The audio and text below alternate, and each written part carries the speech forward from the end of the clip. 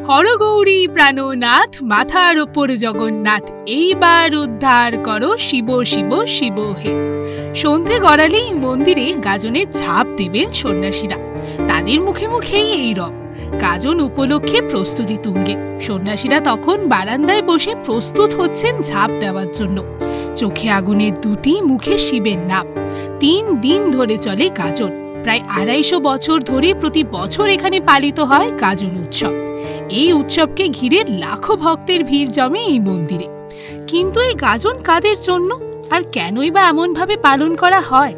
এই প্রশ্নের উত্তর পেতে গেলে জানতে হবে কেশবেশ্বর শিব মন্দিরের ইতিহাস। দক্ষিণ 24 পরগনার মন্দির বাজারে রামনাথপুর গ্রামের পাশ দিয়ে যাওয়া সোজা সড়কের ধারে মাথা উঁচু করে দাঁড়িয়ে রয়েছে প্রায় 70 ফুট উচ্চতার এই বিশাল আটচালা শিব মন্দির। এই মন্দির যেন এক কিংবদন্তি। এই মন্দিরের স্থাপত্যশৈলী দক্ষিণ 24 পরগনার অন্যান্য মন্দির থেকে একেবারে আলাদা। মন্দিরের চূড়ায় রয়েছে ত্রিশূলযুক্ত কলস। এছাড়াও 3 খিলান বিশিষ্ট প্রবেশপথ ও অলিন্দে মোড়া এই মন্দির যেন যুগের পর যুগ ধরে দাঁড়িয়ে আছে সময়ের সাক্ষী হয়ে। তবে কিভাবে তৈরি হয়েছিল এই শিবালয়? এই মন্দিরের প্রতিষ্ঠা নিয়ে নানান গল্প প্রচলিত রয়েছে। লোককথা বলে, এক রাতে জমিদার কেশব রায়চৌধুরী স্বপ্নাদেশ পান। স্বপ্নে তিনি দেখেন এক সাধু কাশীর মহাশ্মশান থেকে এক প্রাচীন শিবলিঙ্গ তার সামনে এনেছেন। তিনি ছিলেন শিব ভক্ত। প্রথমে সেই স্বপ্নের মানে না বুঝতে পারলেও পরদিন সকালে স্বপ্নে দেখা সেই স্থানে পা রাখা মাত্রই মাটির নিচে ধরা পড়ে কালো পাথরের প্রাচীন শিবলিঙ্গটি। সেই দিন থেকে সেই স্থানে শুরু হয় কেশবেশ্বর মন্দির নির্মাণের কাজ। বাসুদেব নামের এক স্থপতি এই মন্দির নির্মাণের দায়িত্ব নেন। এই মন্দির নির্মাণের কাজ শেষ হতে সময় লাগে প্রায় 12 বছর। সেই রায়চৌধুরী পরিবারের তৎকালীন জমিদার এই মন্দির প্রতিষ্ঠা করেন। তিনি তার ঠাকুরদার নামানুসারে মন্দিরের নাম দেন কেশবেশ্বর। স্থানীয়রা বলেন এই মন্দিরের নাম থেকেই নাকি এই অঞ্চলের নাম হয়ে উঠেছে মন্দির বাজার।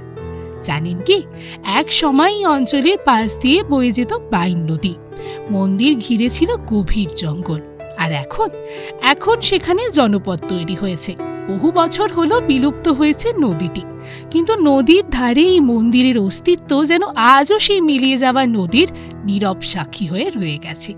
তবে আজ এই মন্দির সংলগ্ন একটি জলাশয় রয়েছে, যেখানে বহু দূর দূরান্ত থেকে ডুব দেন দর্শনার্থীরা।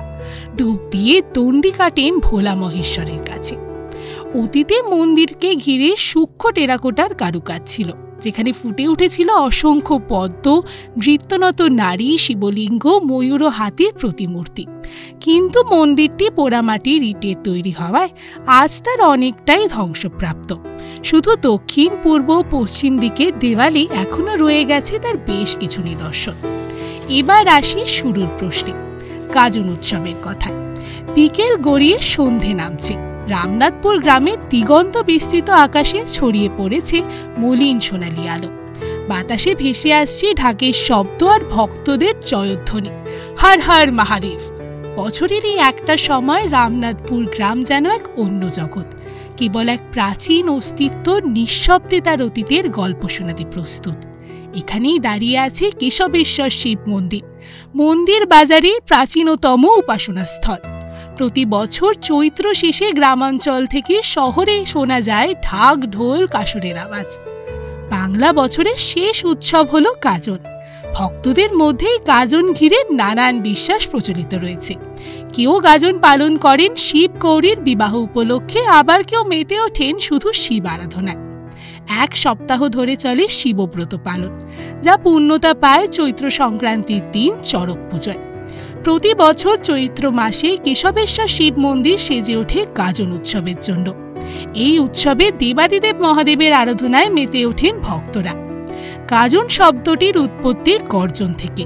অনেকের ধারণা শিব সাধনার সময় সন্ন্যাসীদের হুঙ্কার বা রব থেকেই গাজন শব্দের উৎপত্তি। সন্ন্যাসীদের নৃত্য, গাজন উৎসবের নানান প্রথা এবং ভক্তদের উল্লাস মিলে তৈরি হয় এক মনোমুগ্ধকর আধ্যাত্মিক পরিবেশ। গাজন উৎসবের জন্য মন্দিরের সামনে তৈরি হয় ঝাঁপের মঞ্চ, যেখানে সন্ন্যাসীরা আম, ডাব, বেল ছুঁড়ে দেন ভক্তদের উদ্দেশ্যে।